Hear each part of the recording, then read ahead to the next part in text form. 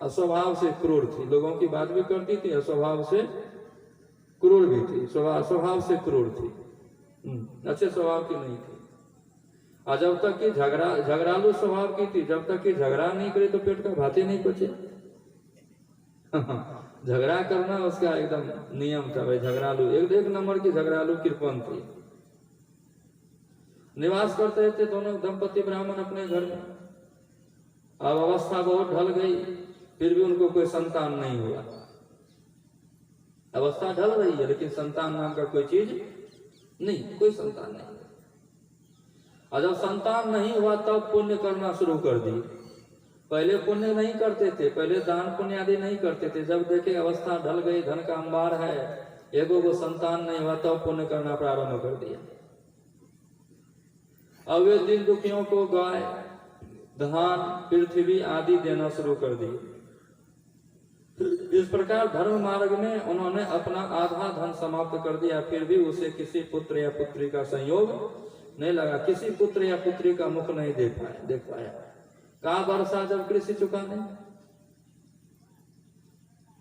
वो वर्षा किस काम का, जब खेत सूखिए गए, धान सूख गया, उसके बाद खूब बारिश हुई तो क्या फायदा।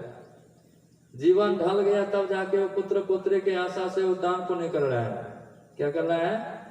दान पुण्य कर रहा है, गाय दान कर रहा है, धरती दान कर रहा है, वस्त्र दान कर रहा है, अन्न दान कर रहा है, और दान करते करते आधा धन को खत्म कर दिया, फिर भी उसे पता नहीं। अब बड़ा दुखी हुआ।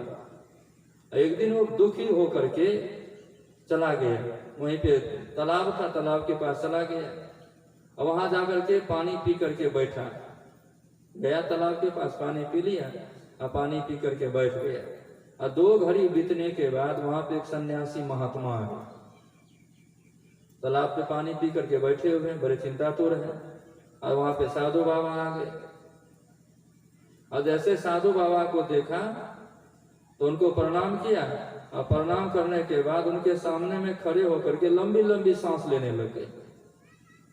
तो साधु बाबा पूछते हैं, कहो ब्राह्मण देवता रोते क्यों हो? आया तो प्रणाम किया, प्रणाम करके खड़े हो, लंबी लंबी सांस ले रहे हो, रो रहे हो, रोने का कारण क्या है? ऐसी क्या चिंता भारी पड़ गई है तुमको? और तुम जल्दी में मुझे अपने दुख का कारण बताओ। तुमको जो दुख हो रहा है ना, जल्दी से बताओ। हाँ,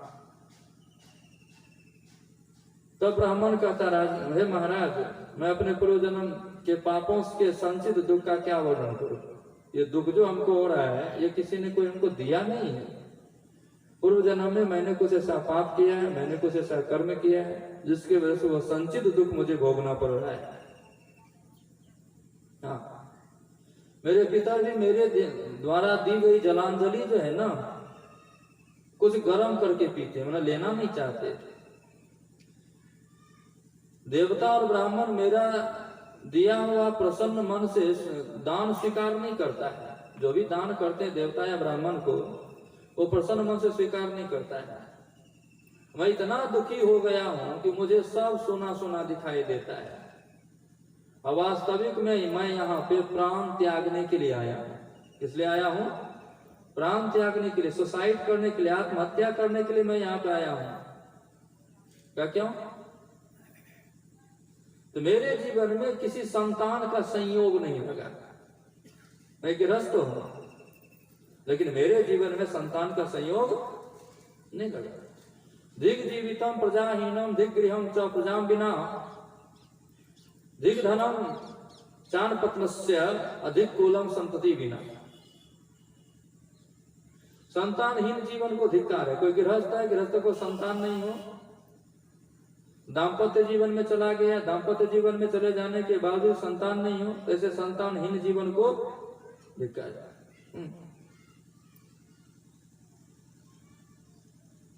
अब संतानहीन घर को भी धिक्कार है। घर बहुत सुंदर है लेकिन भोगने वाला कोई नहीं। घर बहुत सुंदर है लेकिन भोगने वाला कोई नहीं। घर कौन काम का? असंतानहीन धन को भी धिक्कार है। धन बहुत है, भोगने वाला कोई नहीं। धन है तो धन को भोगने वाला होना चाहिए ना। धन को भोगने वाला कोई नहीं है। और संतानहीन कुल को भी धिक्कार है। अब संतानहीन हो गए, आगे चल के कुल को तिलांजलि कौन देगा, तर्पण अर्पण कौन करेगा? दिक्कुलम संतति बिना।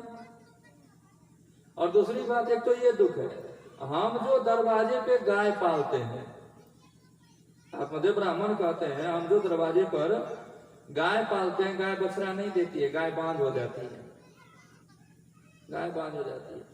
जो पेड़ लगाते हैं उस पेड़ में कभी फल फूल नहीं लगते। एक तो संतान नहीं है, दूसरा गाय जो पालते हैं गाय भी बांझ हो जाती है, गाय मेरे दरवाजे पे बछड़ा नहीं जमती है। जो भी पेड़ लगाए वो पेड़ में कभी फल फूल नहीं लगता है। और मेरे घर में जो फल आता है वह फल बहुत जल्दी सड़ जाता है। फल वाला सुंदर लाए घर में खरीद करके, लेकिन फल को सड़ने में देर, खराब होने में देर नहीं लगा, बड़ा जल्दी सड़ जाता। अब मैं ऐसा अभागा और पुत्रहीन हूं। अब साधु बाबा से कहते हैं, अब मैं ऐसा अभागा और पुत्रहीन हूं, तो फिर इस जीवन को ही रखकर मुझे क्या करना है? ये जीवन को रखना मैं नहीं चाहता। ऐसा कह करके फूट फूट करके रोने लगे। वो साधु बाबा को बड़ी दया आई। दया आने के बाद उन्होंने उनके मस्तिष्क की रेखा को पढ़ा। रेखा को पढ़ने के बाद उन्होंने विस्तार से कहने लगे, क्या? हे ब्राह्मण देवता, इस प्रजा प्राप्ति का मोह त्याग दो। तुमको जो मन में है कि हमको संतान हो, संतान हो, ये संतान होने का मोह त्याग दो। कर्म की गति बड़ी प्रबल है, विवेक का आश्रय लेकर संसार की वासना को छोड़ दो। तुम्हारे कर्म की गति बड़ी गहन है। हाँ, विवेक का आश्रय लो, विवेक का आश्रय लो। अपने अंदर में ज्ञान दृष्टि से जगो, और जग करके संसार की जो वासना है ना, मुझे संतति सुख की प्राप्ति हो, इस वासना को छोड़ो। हे विप्रवर, मैंने तुम्हारे प्रारब्ध को देख लिया, और प्रारब्ध को देख करके मैंने निश्चय किया, क्या? सत्य जन्मावधि तव पुत्रो नैव चो नैव चो। एक जन्म को कौन के, 7 जन्म तक तुमको कोई पुत्र होने वाले नहीं है, नहीं है, नहीं है। इस जन्म में तुम पुत्रहीन हो तो क्या, इसके आगे भी जो तुमको जीवन मिलने वाला है ना, उस जीवन में भी तुमको संतान की प्राप्ति नहीं होगी, नहीं होगी। और सुनो, अब वैराग्य का उपदेश करते हैं। ललाट का लिखा बताए, उसके बाद वैराग्य का उपदेश करते हैं। तो विवेक से जगो, और जगने के लिए वैराग्य का उपदेश करते हैं। क्या कह रहे हैं? पूर्व काल में राजा सगर और अंग को संतान के कारण ही दुख भोगना पड़ा था। किसके कारण? संतान के कारण। राजा सगर के 60,000 पुत्र कपिल मुनि के दृष्टिपात से जल करके भस्म हो गए। सुख हुआ होगा उनको क्या?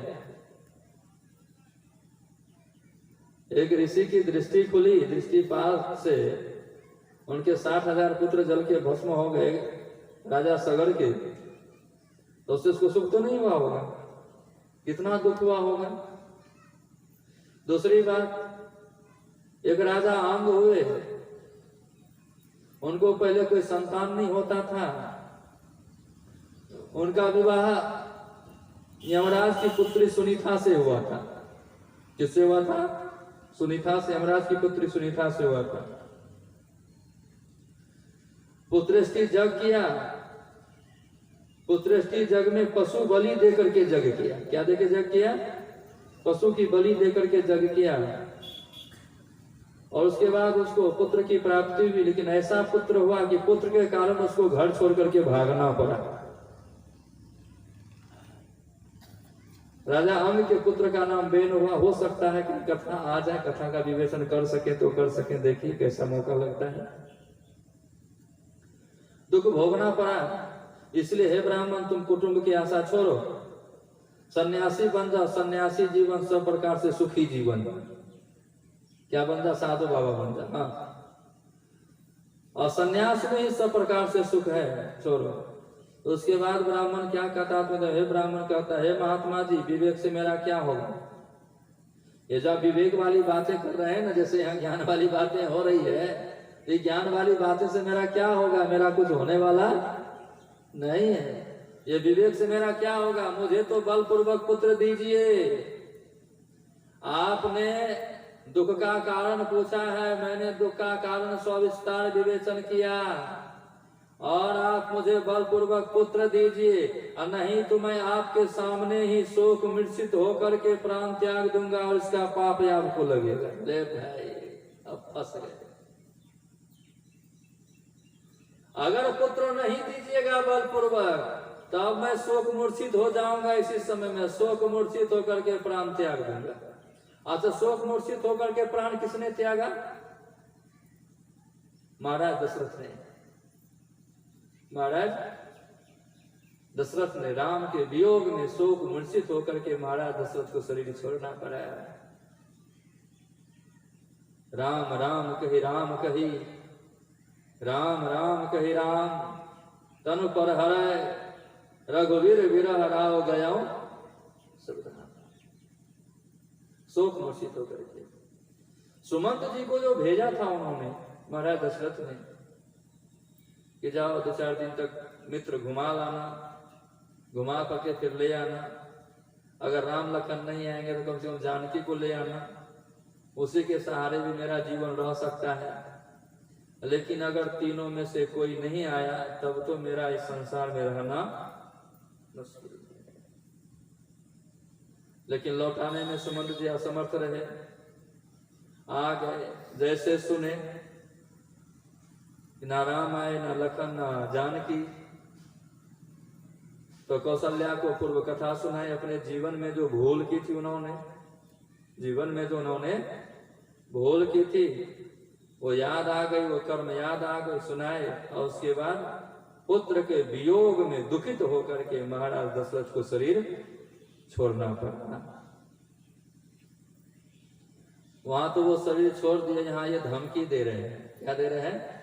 धमकी दे रहे हैं। आपने कारण पूछा है, आपको मैंने सविस्तार कारण बताया है। आप साधु महात्मा हैं और आपके बस में सब कुछ, अगर आप चाहें तो सब कुछ हो जाएगा। आप चाहें तो सब कुछ हो जाएगा। पलटू लिखा ललाट का संत देत है, फिर दिल नहीं साचा आप नो ताते लागे दे।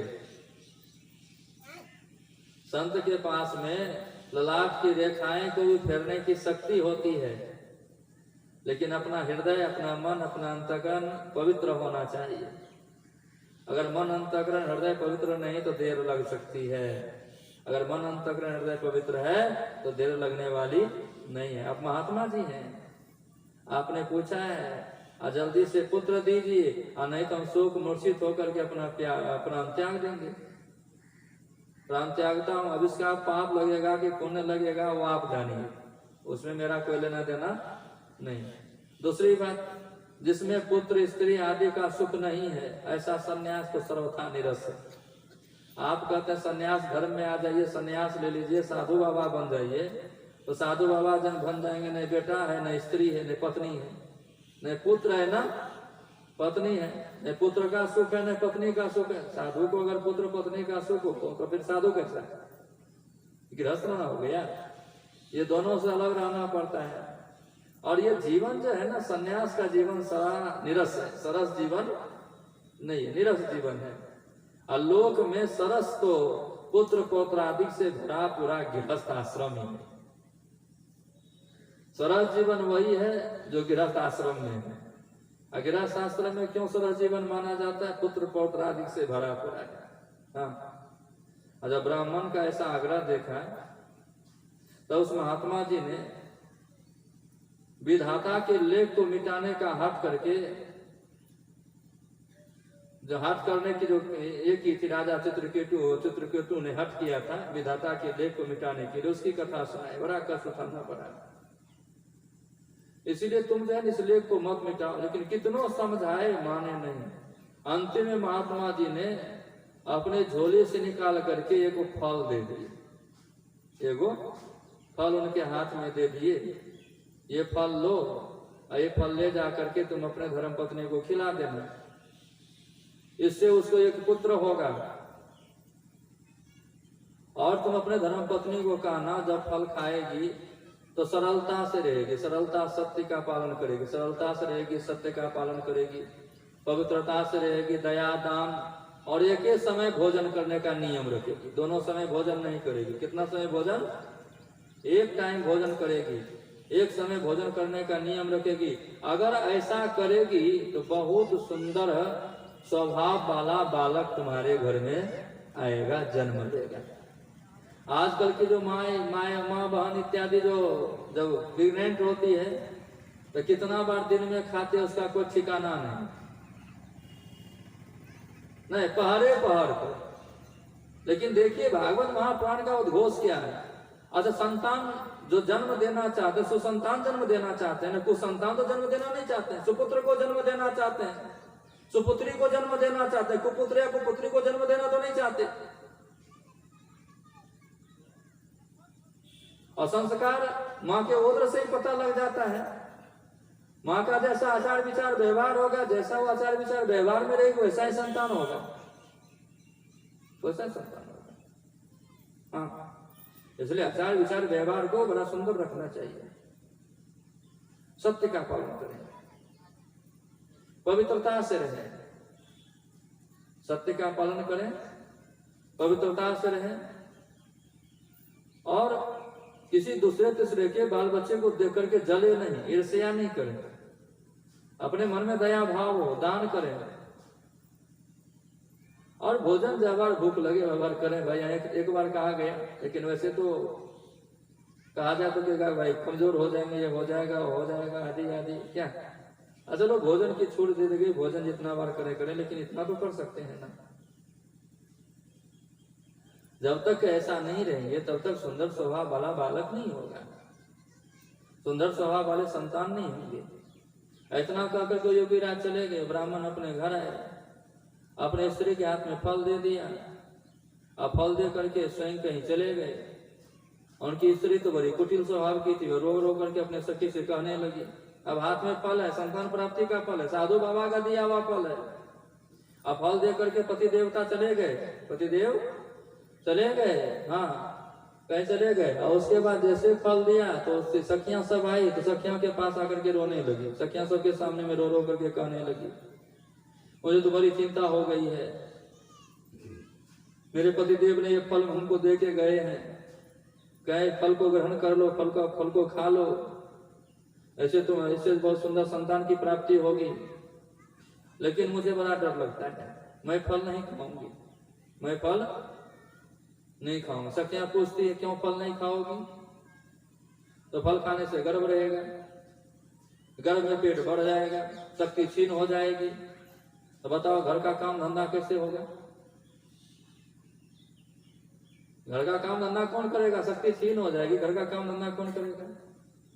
और दाई बस अगर कहीं गांव में डाकू आ गया, दाई बस अगर कहीं गांव में डाकू आ गया, डाकुओं का आक्रमण हो गया, तो बताओ हम कैसे भागेंगे? गर्भिणी स्त्री कैसे भागेगी? यदि कहीं सुखदेव जी के तरह या गर्भ में ही पेट में बच्चा रह गया तो बताओ बाहर कैसे निकाला जाएगा?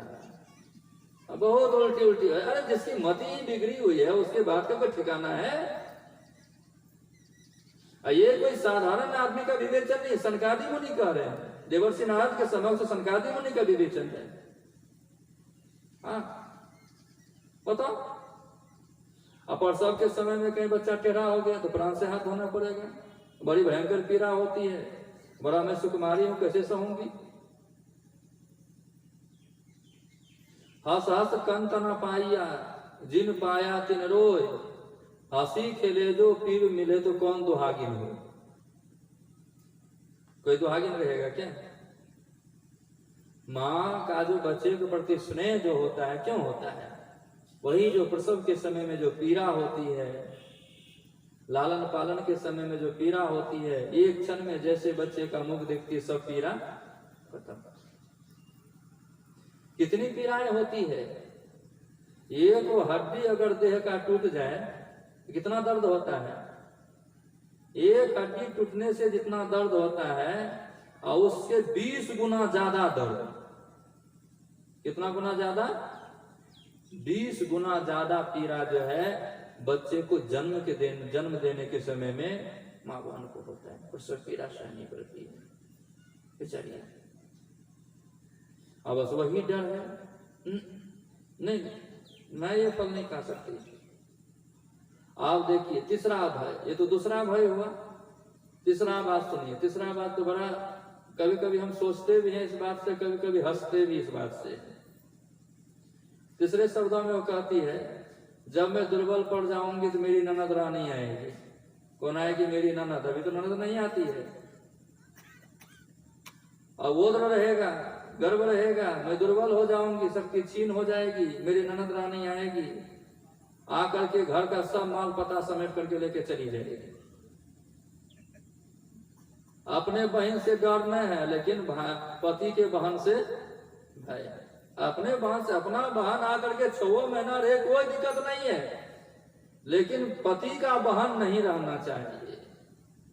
पति का बहन नहीं रहना चाहिए। अब बस अगर रहना शुरू हो गया तो उसको नहीं मानता ससुराल में, तब नहीं यहाँ के रहता है। लेकिन उसी का अगर शादी विवाह कराया हुआ बहन उसके यहाँ के 6 साल भर रहती है, तो कभी ये नहीं कहता कि इसके ससुराल में उसको नहीं मानता इसीलिए मेरे यहाँ आकर के है। कभी भी अपने बहन के विषय में कोई मायदा कही है क्या? नहीं कही। अपना से कोई भय नहीं। अब देखिए यहाँ पे मेरी ननद रानी आएगी, घर का सब माल पता समेट के लेके चली जाएगी, और मुझसे सत्य शौच आदि का पालन भी नहीं हो सकता। बड़ा कठिन जान पड़ता है। हाँ, जो स्त्री बच्चा जनती है उसे बच्चे के लालन पालन में भी बड़ा कष्ट होता है। मेरे विचार से तो बंध्या या विधवा स्त्री ही सुखी है। अब अपना विचार देखिए, बच्चे को जनने वाली, बच्चे का पालन पोषण करने वाली स्त्री सुखी नहीं है। मेरे विचार से वही स्त्री सुखी है जो बंध्या है अथवा विधवा, वही स्त्री सुखी है। अब मैं बहुत कुतर्क करने लगी, फल नहीं खाई। उसके बाद सखियां से पूछती है कि फल नहीं खाएंगे, पति पूछेगा हम क्या जवाब देंगे। ऐसे बात ही कर रही थी कि उसकी एक बहन आ गई। उसकी एक बहन आ गई। बहन आके पूछती है कि तुम बहुत दुखी हो, बड़ी चिंतित, चिंता का क्या कारण है, सब बात बता दी। तो उसकी बहन कहता है मेरे पेट में बच्चा है, मेरे पेट में बच्चा है, अप्रसव होने पर वह बालक मैं तुझे दे दूंगी। तब तक तुम गर्भवती के समान घर में गुप्त रूप से सुखपूर्वक रहो। मेरे पेट में संतान पल ही रहे हैं।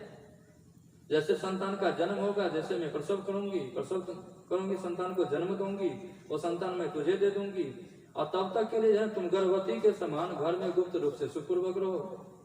और तुम मेरे पति को कुछ धन दे देना और वह बालक अपना बालक दे देंगे। मैं बहुत निर्धन हूँ, तुम मेरे पति को धन दे देना। हाँ, और मेरे पति धन ले लेंगे, वो बालक में धन के बदले में बालक मैं तुम्हें दे दूंगी। और सब लोगों को हम यही कहेंगे 6 महीना वो मर गया, अपना ही बच्चा, धन के लिए क्या कह रहा है, 6 महीना में मर गया। हाँ,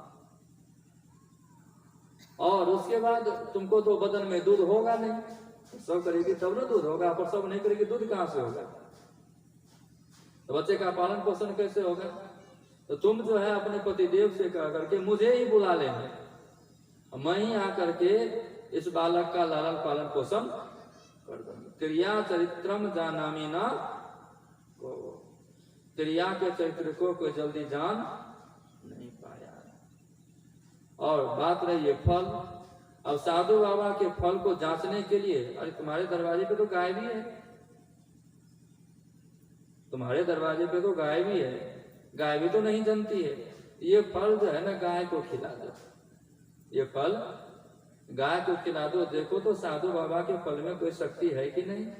और फल में शक्ति है तो गाय को कम से कम जन देगी ना, गाय जन देगी। और बातचीत हो गया, वो फल चुपचाप गाय को खिला दिया। और कुछ दिन के बाद उसको संतान हुआ, ला करके दे दिया चुपचाप, उसके पति को वो धन दे दिया, वो चुप हो गया। और उसके बाद आत्मदेव ब्राह्मण को सूचना दिया कि मुझे संतान की प्राप्ति हो चुकी है। और जैसे आत्मदेव ब्राह्मण को सूचना मिला तो आत्मदेव ब्राह्मण आए और उनका जो भी जात कर्म संस्कार इत्यादि था, जात कर्म संस्कार मांगलिक कृत्य जो भी था किया। और धुंधली ने अपने नाम पर अपने पुत्र का नाम धुंधकारी रखा। क्या रखा? धुंधकारी। और इधर धुंधली अपने पति से कहती है कि मेरे स्तन में कोई दूध नहीं हो रहे हैं, और गौ आदि किसी अन्य जीव के दूध से इस बालक का किस प्रकार पालन पोषण करूंगी। मेरे बहन को अभी ही बालक हुआ था, वो मर गया, उसको बुला करके ले आइए, मैं उसको यहाँ रख लेती हूँ, वही मेरे बच्चे का पालन पोषण कर देगी। और तब पुत्र की रक्षा के लिए आत्मदेव ब्राह्मण ने वैसा ही किया, तथा माता धुंधली ने उस बालक का नाम धुंधकारी रखा। और कुछ दिन के बाद, लगभग 3 महीना जब बीत गया, इस बच्चे के आने के 3 महीना बाद गाय भी एक बहुत सुंदर मनुष्य के आकार का बच्चा जन्म दिया। हाँ, सर्वांग सुंदर मनुष्य का था, बड़े शरीर से कांति निकल रही थी, बड़ा चमक था, बड़ा तेज था। लेकिन कान जो है ना गाय का था। कान गाय, माँ का कुछ ना कुछ अंश होना चाहिए ना, कुछ ना कुछ अंश होना चाहिए। कान जो है गाय का था। ऐसे देखकर ब्राह्मण देवता को बड़ा आनंद हुआ, अरे हमको भी संतान हुआ, गाय भी मनुष्य की आकृति का संतान जन्म दिया, और उसको तो कोई पता ही नहीं कि क्या हो रहा है, नहीं हुआ है, कुछ जानते तो है नहीं। बड़ा आश्चर्य हुआ, और बड़े आनंद पूर्वक उस गाय से जो संतान की प्राप्ति हुई, मत्स्य कागड़ का बच्चा जो जन्म लिया, उसका भी संस्कार किया। आज जब समाचार लोगों को मिला तो बड़ा आश्चर्य हुआ। उस बालक को देखने के लिए आए और सब कहने लगे, देखो भाई, आत्मदेव ब्राह्मण का कैसा भाग्य उदय हुआ, अपने भी संतान हुआ, और गाय भी दिव्य रूप बालक उत्पन्न किया है। दैवीय हुआ, इस रहस्य को कोई तो जाना नहीं। और आत्मदेव ब्राह्मण ने गौ के कान को देख करके उस बालक का नाम गौकर्ण रखा। सच्चिदानंद भगवान की जय। गौकर्ण रखा। कुछ काल बीतने के बाद वो बच्चा दोनों जवान हुए। गौकर्ण बड़ा पंडित ज्ञानी हुआ, और धुंधकारी बड़ा ही दुष्ट निकला। गौकर्ण ज्ञानी, धुंधकारी बड़ा ही दुष्ट निकला। उसे शौच आदि स्नान वगैरह ब्राह्मणों से कोई आचार विचार नाम का कोई चीज नहीं था। खान पान में भी परहेज नहीं था। क्रोध बड़ा चढ़ा था। बुरी बुरी वस्तुओं का संग्रह करता था। मुर्दे के हाथ से छुआया हुआ अन्न भी खा लेता था। दूसरे के यहाँ चोरी करता था। कौन? धुंधकारी। दूसरे के यहाँ चोरी करता था, लोगों से द्वेष करता था, छिपे छिपे हुआ किसी घर में जाता था, देखता था घर बड़ा खुशहाल है तो आग लगा देना। क्या लगा देता था? आग लगा देता था। दूसरे बालकों को अगर खेलते हुए देखता था, सुंदर बालक देखने में खेल कूद रहा है, उसे गोद में उठा लेता था और छिप करके जाके कुएं में डाल देता था। क्या करता था? जाकर के कुएं में डाल देता था, बच्चे की मृत्यु हो जाती थी। हिंसा का उसे ऐसा व्यसन हो गया था, कष्ट शस्त्र साथ लेकर के घूमता था। दीन दुखी को, अंधा इत्यादि को व्यर्थ में तंग करता था। कोई अगर उसके सामने में दीन दुखी मिल गया, अंधा बहरा हो गया, काना कुलजा लंगड़ा लोला मिल गया, तो उसे व्यर्थ का परेशान करना उसका स्वभाव हो गया था। व्यर्थ का दुख देता था। चंडाल से उसका विशेष प्रेम हो गया। बस हाथ में फंदा लिए कुत्ते की टोली के साथ शिकार की टोली में घूमते रहता था। वेश्याओं के जाल में फंस करके पिता की सारी संपत्ति नष्ट कर दी। दार्शनिकों का कहना है, पूत सपूत तो क्यों धन संचय, पूत कपूत तो क्यों धन संचय। पूत सपूत तो क्यों धन संचय, अपूत कपूत तो क्यों धन संचय। बेटा अगर सपूत है, सुंदर है, अच्छा है, गुणवान है, विद्वान है, कुलवान है, तो उसके लिए धन जमा करने की कोई जरूरत नहीं है। अब बेटा अगर कुलीन नहीं निकला, धनवान, क्या कहते, विद्वान गुणवान नहीं निकला, तो उसके लिए कितनों धन जमा करके दे दीजिए, क्षण भर में वो धन को खत्म कर देगा। इसीलिए पिता धर्म के लिए होता है, पिता धन अर्जन के लिए नहीं होता है। पिता किसके लिए होते हैं? धर्म के लिए होते हैं, धन के लिए पिता नहीं होते हैं। लेकिन आजकल जो पिता बहुत हैं, बस वो धन के लिए पिता है। किसके लिए पिता है? कितना कमा के बेटा को दे दें, कितना कमा के नहीं बेटी को दे दें, नहीं, कमा करके देने के लिए आप पिता नहीं है, आप धर्म के लिए पिता है। आप अपने संतान को धर्म पथ पे चलावे, आप अपने संतान को धार्मिक बनावे, आप अपने संतान को योग शिक्षा दीक्षा देने में धन के तरफ एक भी बार मुंह घुमा के नहीं देखे, इतना खर्च हो रहा है। अगर आप संतान को योग शिक्षा दीक्षा दे देंगे तो आपका संतान जितना आप उसके लिए धन बचा के नहीं रखे हैं, उससे कई हजार गुना विशेष धन वो जमा कर लेगा अपने योग्यता से, अपने योग्यता से। अगर कहीं संतान को योग्य नहीं बना पाए, आप जितना धन जमा किए हैं आपके जीवन काल में ही वो धन सब खत्म हो जाएगा, आपके जीवन काल तक भी वो धन जाने वाला नहीं। और यहाँ वेश्याओं के पीछे, दारू शराब में, मदिरा के पीछे अपने धन को लुटा दिया, सब संपत्ति नष्ट कर दी। एक दिन माँ बाप को पीट पीट कर घर के सब बर्तन बासन उठा करके लेके चला गया, दोनों को पीटा, आत्मदेव ब्राह्मण को भी मारा, धुंधली को भी मारा। कौन? धुंधकारी। गौकर्ण पहले साधु बन गया, वो साधु है, अपना जंगल में रहता है, तब तपस्या साधुओं की टोली में रहता है, उसको घर परिवार से कोई मतलब है नहीं। सब बर्तन बासन उठा के ले गया, सबको बेच बिकन करके खा पी गया। जब देखा आत्मदेव ब्राह्मण की सारी संपत्ति स्वाहा हो गई, और तब कृपण पिता, पहले बड़ा कंजूस था, अब फूट फूट करके रोने लगा और बोलने लगा, इससे तो इसकी माँ को बांझी रहना अच्छा था। ऐसा संतान जन्म दे दिया कि सबको नाश कर दिया, इज्जत भी खत्म, धन भी खत्म, धर्म भी खत्म हो गया। तो ऐसे संतान से अच्छा था कि इसकी माँ बांझ रह जाती, बांझी रहना अच्छा था। कुपुत्र तो बड़ा ही दुखदाई होता है, अब मैं कहाँ जाऊं, कहाँ रहूं, क्या करूं, ये संकट कौन काटेगा, हाय मेरे ऊपर बड़ी विपत्ति आ पड़ी। बात ठीक कह रहा था उस समय, साधु बाबा ने जो मुझे उपदेश किया था, ठीक उपदेश किया था, मैंने उस समय साधु बाबा की बात नहीं मानी। अब मुझे प्राण ही त्यागने पड़ेंगे, इसके सिवा और कोई दूसरा रास्ता नहीं है। पहले पुत्र वियोग, क्या कहते हैं, पुत्र के वियोग के कारण दुख भोगना पड़ रहा था, पुत्र नहीं है इसके लिए मरना चाह रहा था, पुत्र है, पुत्र के आचरण से मरने की नौबत आ गई। पुत्र का ऐसा आचरण हो गया, ऐसा आचार विचार व्यवहार हो गया, ऐसा गलत संस्कार, गलत संगति हो गई, उसके वजह सब। अब बताइए, जो कि प्रतिष्ठावान पिता है, समाज में जिसकी प्रतिष्ठा है, समाज में जिसका सम्मान है, समाज में जिसका इज्जत है, और उसके प्रतिष्ठा को, उसके सम्मान को, उसके इज्जत को उनका पुत्र धूमिल करो, तो क्या वो पिता संसार में रहना चाहेगा? अब कोई रास्ता मुझे नहीं बचा है, अब मुझे प्राण ही छोड़ने पड़ेंगे, ऐसा सोच ही रहा था। उधर से गौकर्ण जी आ गए, सच्चिदानंद भगवान की जय। गौकर्ण जी आकर के कहते हैं, पिताजी आप बड़ी चिंतातुर हैं, बड़े दुखी हैं, क्यों? सुनिए पिताजी, असारो खलु संसार दुख रूपी विमोह का, सुतम कस्य धनम कस्य स्नेहवान गलतो निसम। हे पिताजी, संसार असार है, दुख रूप, मोह में डालने वाला है, दुख रूप है और मोह में डालने वाला है। संसार में पुत्र कौन और धन किसका? अज्ञानी लोग ज्ञान अवस्था में हर हमेशा जगे रहते हैं, मन फूला फूला फिरे जगत में, कैसा नाता रे, कैसा नाता है संसार में। क्या गायक गा पाएगी भजन? मन फूला फूला फिरे जगत में, नहीं, अपना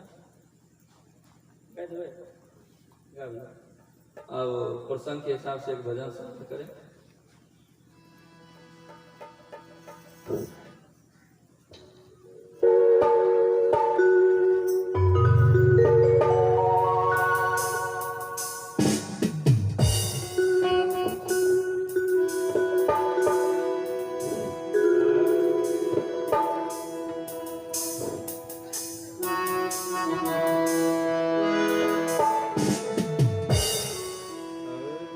संसार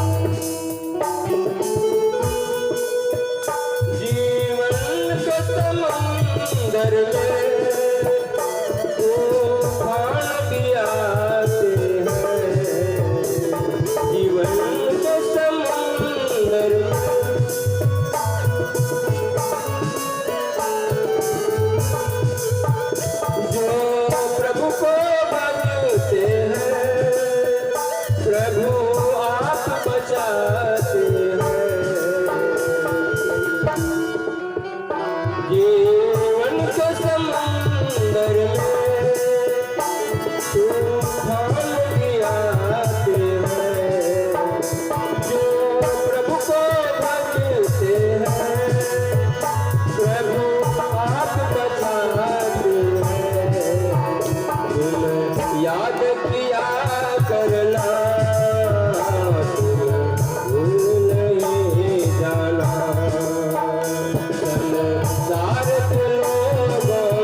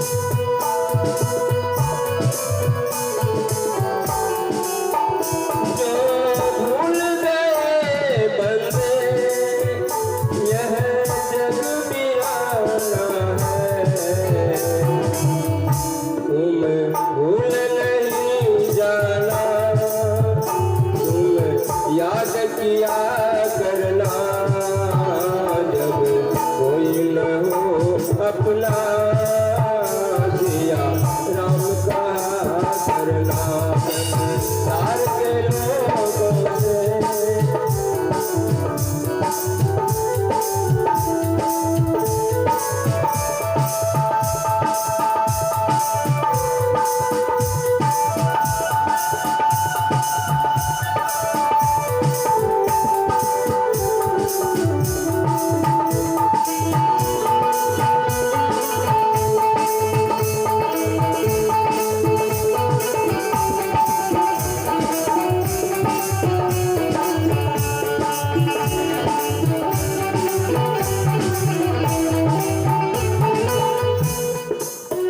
संसार के लोगों से आसान किया करना, जब कोई न हो अपना दिया राम का करना।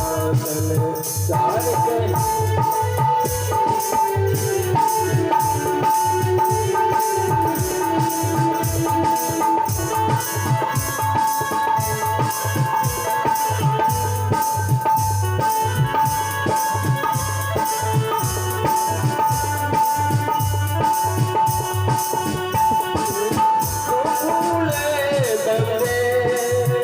प्रभु तुझसे दूर नहीं, भूलो तुम बंदे, प्रभु तुमसे दूर नहीं। जो प्रभु को भजते हैं प्रभु याद बचाते हैं।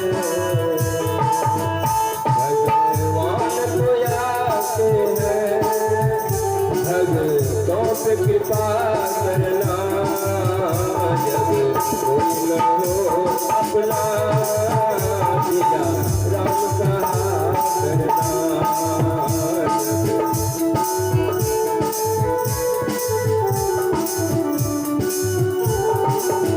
संसार के लोगों से आसान किया करना,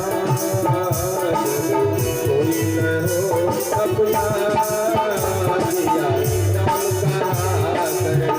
जब कोई न हो अपना दिया राम का करना।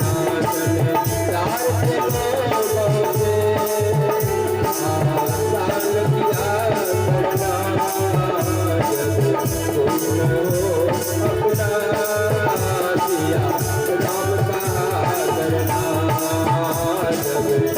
न हो अपना जिया राम कहा करना।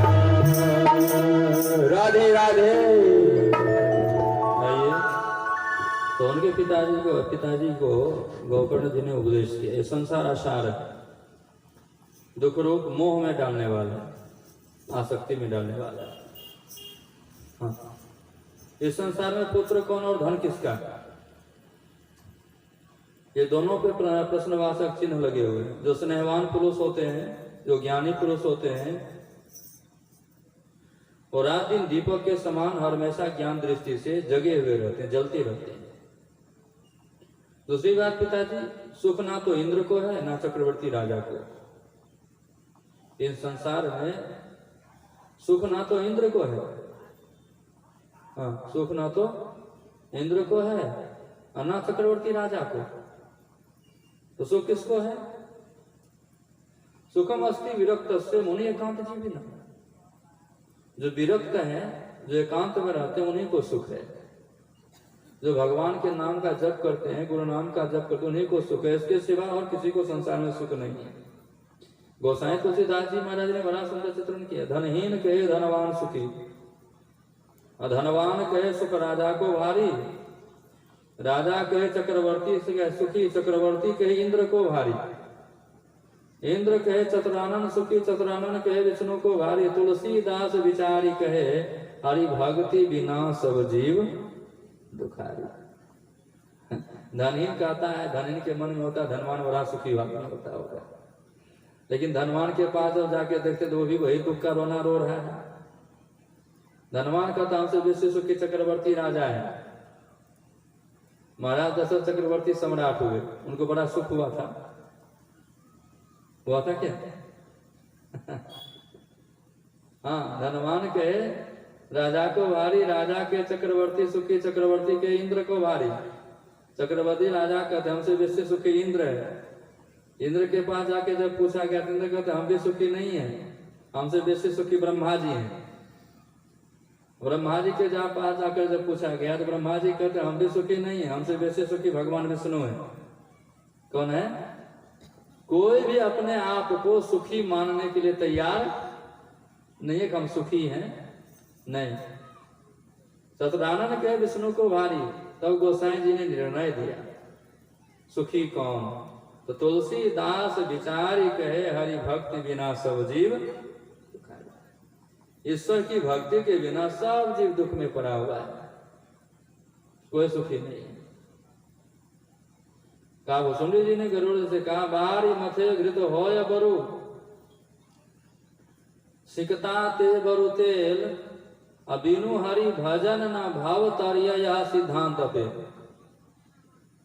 पानी के मथने से घी निकल जाए, बालू के पेरने से तेल निकल जाए, ये मान लेना, लेकिन बिना भगवान का भक्ति भजन किए, ईश्वर का भक्ति भजन किए संसार सागर से पार उतर गया, सुखी हो गया, ये कभी मानने वाली बात नहीं।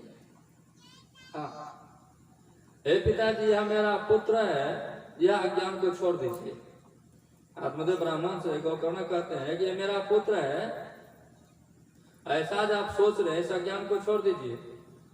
मोह से नरक की प्राप्ति होती है। मोह से किसकी प्राप्ति होती है? नरक की प्राप्ति होती है, दुख की प्राप्ति होती है। यह शरीर तो नष्ट होगा ही, ये शरीर सदा रहने वाला नहीं है। जो उगवे सो अथवे, जामे सो मरी जाए, फड़े सो झरे, फूले सो कुमलाए। उदय लिया है, अस्त को प्राप्त होगा, जन्म लिया है, मृत्यु को प्राप्त होगा, फल लगा है तो झरेगा, फूल खिला है तो एक दिन मुरझाएगा, कुमलाएगा। ये संसार का एक नियम अकाट्य सत्य है। जिंदगी झूठ और मौत, मृत्यु सत्य है। दुनिया के सब घड़ी को टाल सकते हैं, लेकिन इस घड़ी को कोई टाल नहीं सकता है। मृत्यु को घड़ी को कोई टाल नहीं सकता। हाँ, कोई टाल नहीं सकता है मृत्यु घड़ी को। यथार्थ सत्य है, ये घड़ी तो आनी ही आनी वाली है। जिस दिन तेरी डोली निकाली जाएगी, बिन मुहूर्त की उठा ली जाएगी। शादी विवाह आदि मुहूर्त देख करके होता है, यज्ञ हवन इत्यादि मुहूर्त देख करके होता है कि नहीं होता है? जितने भी हमारे जीवन में उत्सव कार्यक्रम हुए, सब मुहूर्त देख करके किया गया।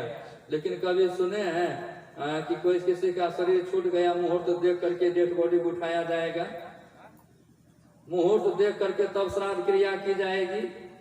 अच्छा मुहूर्त में श्राद्ध होगा, अगर अच्छा मुहूर्त नहीं आएगा तो श्राद्ध नहीं होगा, ऐसा कभी सुने हैं? उसमें कोई मुहूर्त नहीं देखना है।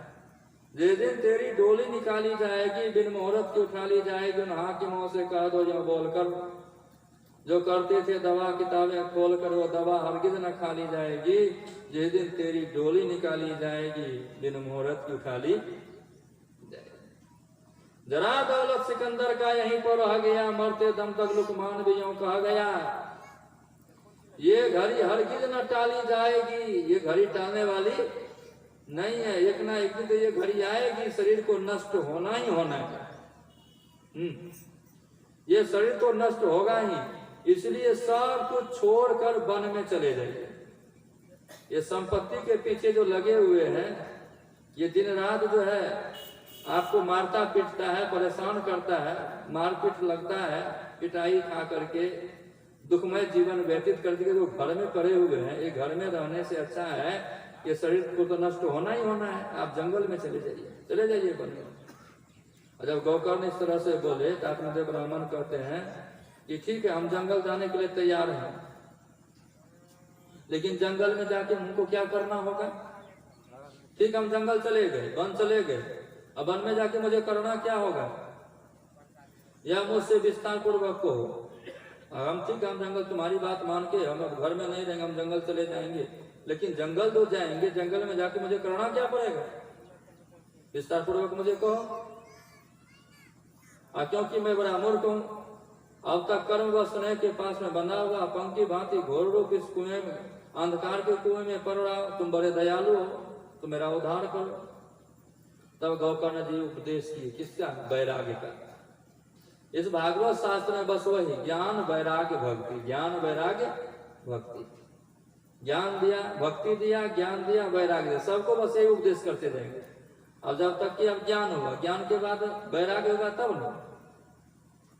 मोहपरिषद में एक मंत्र आया है, भारो अविवेकिन शास्त्रम भारो ज्ञानम चौरागिनम अशांतस्य मनोभारो अनात्मविदो वपु, अनात्मविदो वपु। हाँ, जो अविवेकी है उसके लिए शास्त्र भार है।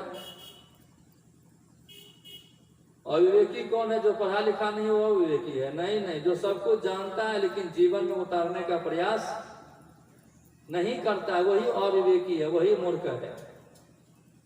पशु ज्ञान की पुस्तक को ढो सकता है लेकिन किसी से कह नहीं सकता। पशु ज्ञान की पुस्तक को ढो सकता है लेकिन किसी से कह नहीं सकता। सर्वाजीत गए थे कबीर साहब के पास शास्त्रार्थ करने के लिए, तो बैल पे पुस्तक लाद के गए थे, बैल पे पुस्तक लाद के गए थे। अगर कोई ऐसा प्रश्न कर दिया अगर हम नहीं जानेंगे तो पुस्तक से खोज करके उत्तर दे देंगे। अब बैल के ऊपर सब पुस्तक लदा हुआ था, सब ग्रंथ लदा हुआ था, लेकिन बैल कुछ बोलता था क्या? बैल कुछ बोलता था? बैल कुछ भी नहीं बोल पाता था। पशु ज्ञान की पुस्तक को ढो सकता है लेकिन किसी से कह नहीं सकता। मूर्ख ज्ञान की बातें बना सकता है लेकिन आचरण में उतार नहीं सकता। और जो मूर्ख है, ज्ञान की बात सुन लीजिए, वेद पुराण गीता रामायण आदि आदि की बात उसके जबान पे है लेकिन आचरण में कुछ भी नहीं। सब कुछ जानते हुए कोई मांस मछली खाता है, दारू शराब पीता है, अंडा गंडा खाता है, नहीं गांजा भांग अफीम चरस आदि आदि क्या क्या वो नहीं करता है, उसे तो वो ही जाने। लेकिन अगर पूछिएगा तो बहुत बातें कह देगा, हम लोगों से बेसी ज्ञान में ही बातें कर लेगा वो, लेकिन आचरण में कुछ भी नहीं है। तो भारी ना हो गया। रागी के लिए ज्ञान भार। अब आसक्त है, क्या है? आसक्त है। अब देखिए आत्मदेव ब्राह्मण घर परिवार में आसक्त थे। अभी जो आप लोगों ने कथा सुना, आत्मदेव ब्राह्मण घर परिवार में आसक्त थे। आसक्त होने के बाद के कारण जो है सन्यासी की बात उसे पसंद नहीं आई, जबकि सन्यासी साफ शब्दों में कह दिए, क्या कह दिए? अरे तुम्हारे मैंने ललाट की रेखा पढ़ चुकी है, और तुम्हारे ललाट की रेखा बता रही है कि एक जन्म को कौन के 7 जन्म तक तुमको कोई संतान होने वाला नहीं है। संतान के कारण सगर को अंग को दुख भोगना पड़ा। और दूसरी बात, हट करके कोई अगर उस मस्तिष्क के रेख को मिटाने की कोशिश किया तो चित्रकेतु को पूर्व काल में बड़ा कष्ट उठाना पड़ा है। इसकी भी कथा आगे आ सकती है, लेकिन अब कह पाएंगे तब तो। बड़ा कष्ट उठाना पड़ा है। इसी तरह से तुम लिखा ललाट का नहीं मिट सकते हो, लेकिन इतना ना हट कर दिया तो फिर भी क्या, उस पुत्र प्राप्ति के लिए फल तो दिया सही, लेकिन क्या उसको संतान की प्राप्ति हुई उस फल से?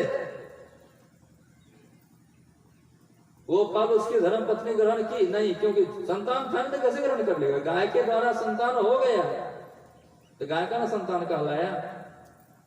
पालन पोषण किया तो बालक पितात्मदेव हुए। अभी देखिए पुत्र धर्म का निर्वहन कर रहे हैं, पुत्र के रूप में निर्वहन कर रहे हैं। इसलिए अपने जीवन को बड़ा संभाल करके चलना चाहिए, अपने जीवन को बड़ा संभाल करके चलना चाहिए। ज्ञान दृष्टि से जगिए, मोह में परे रह करके अपने जीवन को बर्बाद मत कीजिए, आसक्ति में परे रह करके अपने जीवन को बर्बाद मत कीजिए। इसके लिए वैराग्य को अपनाइए। किसको अपनाइए? वैराग्य को। ज्ञान दिया, वैराग्य देने। कहते पिताजी यह शरीर जो है ना, हड्डी मांस और रुधिर का पिंड है। जिस शरीर पे आप आसक्त हो रहे हैं, जिस शरीर को देख करके आप मोहित हो रहे हैं, शोकित हो रहे हैं, भयभीत हो रहे हैं, ये शरीर वास्तविक में हड्डी मांस और खून का एक पिंड है। आदमी का जिसमें क्या है, जिसपे सैदा है, जहां आदमी का जिसमें क्या है, जिसपे सैदा है, जहां एक मिट्टी की इमारत, एक मिट्टी का मकान, खून गाढ़ा है ईंट, जिसमें हड्डियां थोड़ी सी सांस पे टिकी है, ये समा मौत की पुरजोर आंधी जिस घड़ी आ जावेगी, टूट करके ये इमारत खाक में मिल जाएगी। इमारत रहने वाली नहीं है। वो आंधी नहीं आई है मौत की आंधी, तब तक ये इमारत दिख रही है। और क्या टूटता है? शरीर पड़ा ही रहता है, बस श्वास की डोर टूट जाती है। यही ना, जैसे श्वास पर श्वास की क्रिया खत्म हो गई, टूट गई, श्वास की डोर टूट गई। अब इस सिर को चारों तरफ घुमाएंगे तो नहीं घूमेगा, लेकिन जब कोई शरीर छोड़ देगा, उसके सिर को घुमाइए, जिधर घुमाइए उधर घूम जाएगा। मौत की पुरजोर आंधी जिस घड़ी आ जाएगी, टूट करके ये इमारत खाक में मिल जाएगी। ये इमारत वास्तविक में क्या है? हड्डी मांस और रुधिर का पिंड है। गुरु गोरखनाथ जी महाराज ने कहा, ये शरीर जो सप्त धातु से बना हुआ, सप्त धातु का काया पिंजरा, ताम ही जुगति बिन सुवा, असत गुरु मिले तो उबरे बाबू, नहीं तो परलय। सात धातु से शरीर बना हुआ। इसको आप मैं मानना छोड़ दीजिए, और स्त्री पुत्र आदि को भी अपना कभी मत मानिए ना। ये शरीर ही मैं हूं, इसको ये शरीर मैं हूं ऐसा कभी मत मानिए। और ये स्त्री पुत्र आदि मेरा अपना है, ये भी मत मानिए। इस संसार को रात दिन के समान क्षणभंगुर देखिए। जैसे दिन के बाद रात, रात के बाद दिन होता है, क्षणभंगुर ये संसार है। इस संसार में कोई भी वस्तु अस्थायी नहीं है पिताजी। अस्थायी हो तब तो प्रेम किया जाए, तब तो उसको रखा जाए। इस संसार में कोई भी वस्तु अस्थायी नहीं है, इसीलिए ऐसा समझ करके उसमें राग मत कीजिए। एकमात्र वैराग्य रस के रसिक होकर के भगवान की भक्ति में आप लग जाइए। ज्ञान दिया, वैराग्य दिया, क्या दे रहा है? भक्ति। भक्ति किसका कीजिए? तो भगवान की भक्ति कीजिए, ईश्वर की भक्ति में लग जाइए। और सब प्रकार के लौकिक धर्मों से मुड़ करके साधु जनों की सेवा कीजिए। किसकी सेवा कीजिए? साधु जनों की सेवा कीजिए। और भोगों की लालसा को पास में मत पटकने दीजिए। और जल्दी से जल्दी अपने गुण दोष पर विचार करके एकमात्र भगवत सेवा और भगवान की कथाओं का रसपान में अपने जीवन को बिता दीजिए। आप जंगल जाकर के यही कीजिए। अगर साधु महात्मा मिल जाए तो उनकी सेवा कीजिए, उनकी सेवा कीजिए, भोग से अपने जीवन को अलग कर लीजिए और उनसे युक्ति जान करके भगवान के भक्ति भजन में अपने जीवन को लगा दीजिए। और वो जो कथा कहे, वो जो कथा कहे, उस कथा को मनोयोग पूर्वक सुनिए, समझिए, विचारिए। इसी से आपका जीवन जो है उद्धार हो जाएगा। और यह बात सुन करके आत्मदेव ब्राह्मण जो है घर छोड़ दिया। हालांकि उस समय उसकी आयु 60 वर्ष की हो चुकी थी। कितने वर्ष के हो गए थे? 60 वर्ष के हो गए थे। फिर भी बुद्धि को पूरी तरह दृढ़ करके वो दिन रात भगवान की पूजा सेवा नियम पूर्वक करने लगे और भागवत महापुराण के 10वें स्कंद का पाठ करके वो भगवान श्री कृष्णचंद्र को प्राप्त कर लिए। सच्चिदानंद भगवान की जय, आनंद कंद भगवान की जय।